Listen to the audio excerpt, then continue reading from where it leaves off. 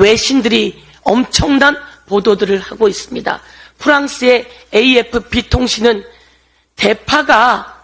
그 야채 대파가 한국의 선거를 휘저었다 이렇게 이야기를 하고, 정치적인 대파가 선거운동의 공격수가 되었다 이렇게 이야기합니다.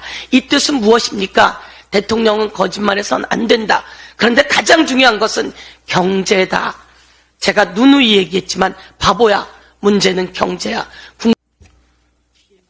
국민은 옳습니다. 윤석열 정권 심판은 이제 시작입니다. 윤석열 정권이 전폭적인 국정기조를 전환할지, 22대 총선 민심에 또 거부권을 행사할지만 남았습니다. 내일 세월호 참사 10주기를 맞이합니다. 더 이상의 희생이 없도록 수없이 다짐했지만 또다시 이태원 참사, 오송 참사, 해병대원 순직 사건이 일어났습니다.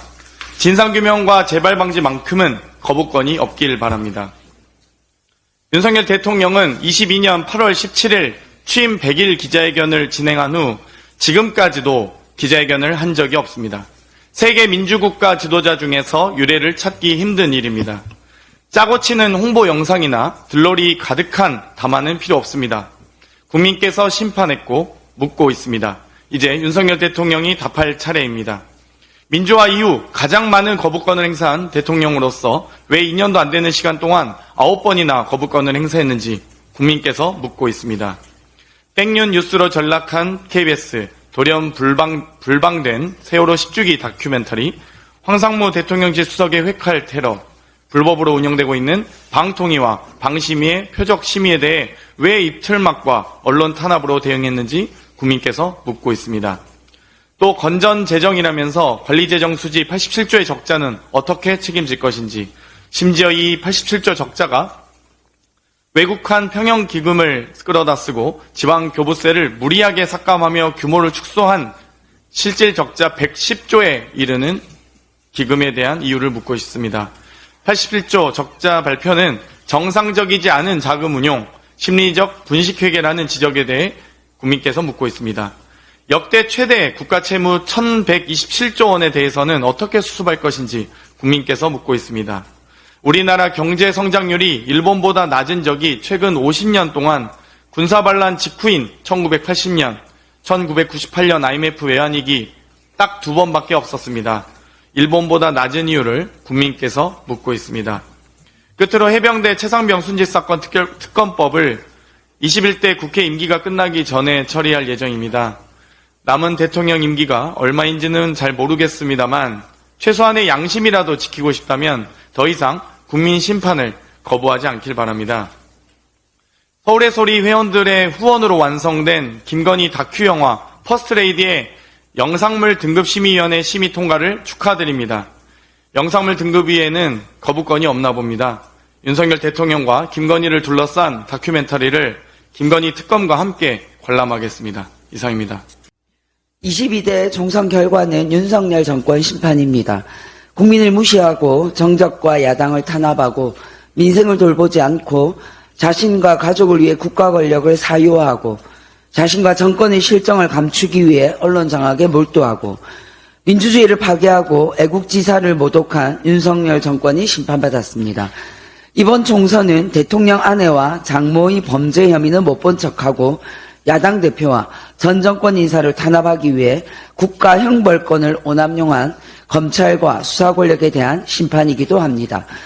아울러 검찰 독재 정권의 야당 죽이기와 전 정권 인사 죽이기에 맞서 싸우지 않고 윤석열 검사 독재 정권의 주장과 선동에 편승하여 사법 리스크, 방탄 정당 운운하면서 윤석열 정권에 협조했던 야권 정치 세력도 국민적 심판을 면하지 못했습니다.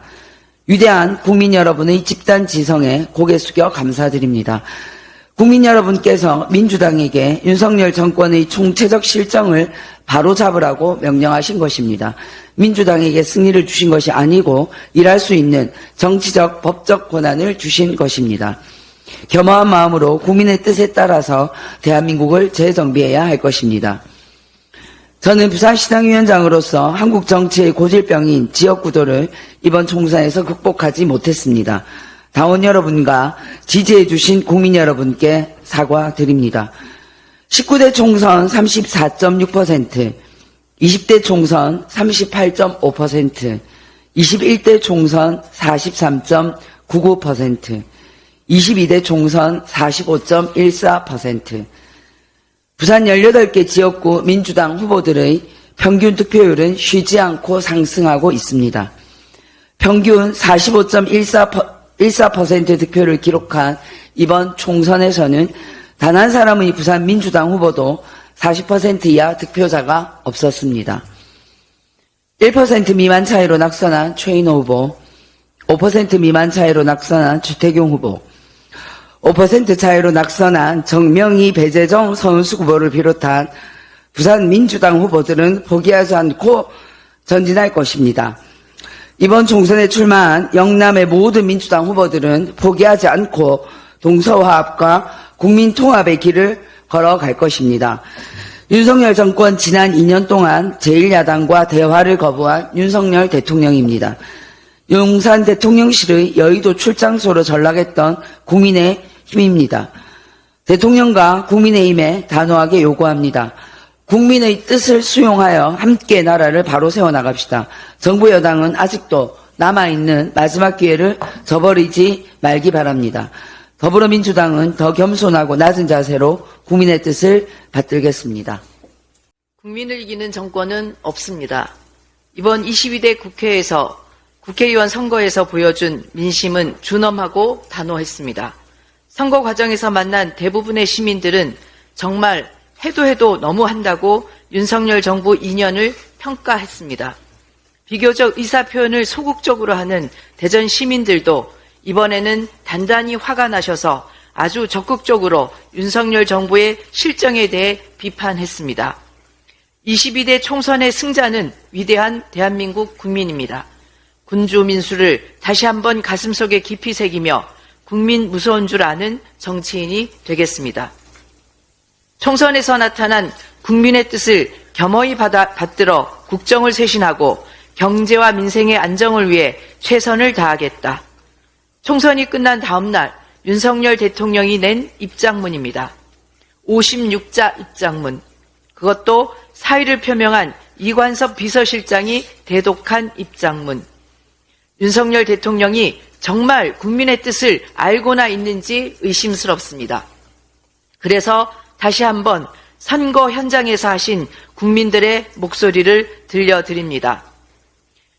내가 어떻게 지켜낸 민주주의 국가 대한민국인데 입틀막으로 민주주의를 후퇴시키고 급기야 한국이 민주화에서 독재화로 퇴행하고 있다는 평가를 받다니 정말 국제적 망신이고 자존심 상해 못 살겠다.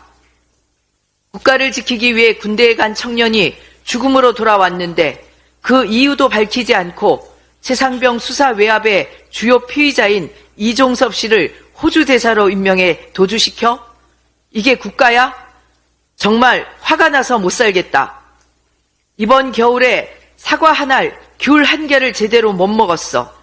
그런데 대통령이 마트에 가서 대파 한 단에 875원이면 합리적이라고 말하는데 저분이 정말 시민들의 어려운 살림살이를 알고나 있는지 분통이 터져 못 살겠다.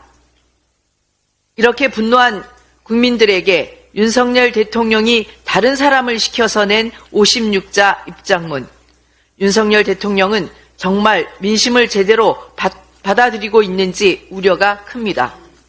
윤석열 대통령이 성난 민심을 제대로 알고 정말 국정기조를 바꾸려고 한다면 제일 먼저 야당 대표와 영수회담부터 하십시오. 영수회담을 통해 여야가 협치해 어려운 경제와 민생 문제부터 풀어야 합니다. 그리고 최상병 특검법과 이태원 특검법, 전세 사기 피해 특별법을 수용하십시오. 그러면 국민들이 윤석열 대통령이 국정기조를 바꿀 것이라 생각할 것입니다. 산적한 과제가 너무 많고 우리 국민들은 더 이상 오래 기다려주지 않을 테니 서둘러야 합니다. 내일로 세월호 참사 10주년이 됩니다.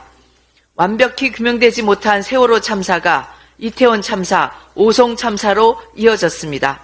우리 사회에 다시 이런 비극이 생기지 않도록 잊지 않고 참사의 진실을 규명하기 위해 행동하겠습니다.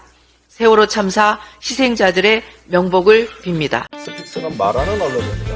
대세는 유튜브, 그중에서 스픽스.